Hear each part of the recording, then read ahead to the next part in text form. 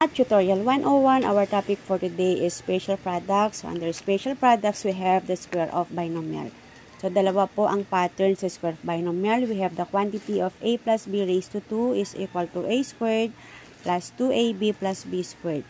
And the quantity of a minus b raised to 2 is equal to a squared minus 2ab plus b squared. Okay, let's have example.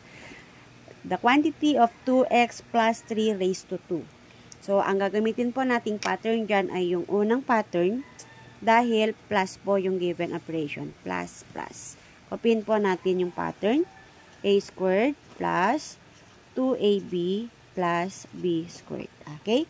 Then, we're going to identify our a and b. Okay? Ang a po yung first term. Ano po ang first term sa 2x plus 3? Ang first term po ay 2x. Yung b po, yung last term. Ano po ang last term? Sa 2x plus 3, ang last term po ay 3. Then, substitute lang po natin yung values ni a and b dito sa pattern. Okay? So, let's continue. Okay, so a squared, substitute the value of a.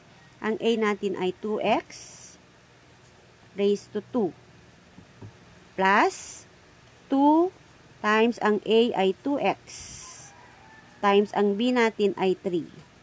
Plus b squared, ang b ay 3 squared. Okay?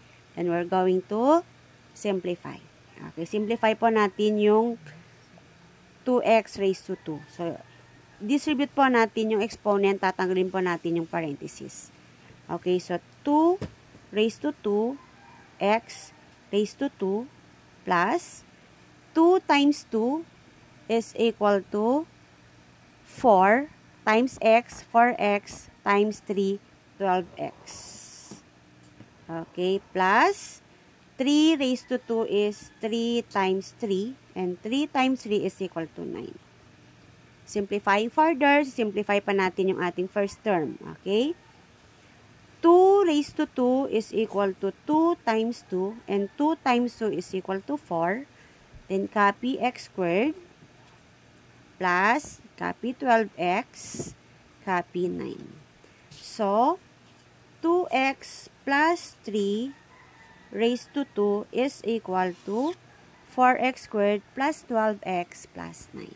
Okay? Gets po? Kung gets po, pag-isagutan po yung ating susunod na example. We have 3x minus 2 raised to 2. Paki-comment po yung sagot. Thanks for watching!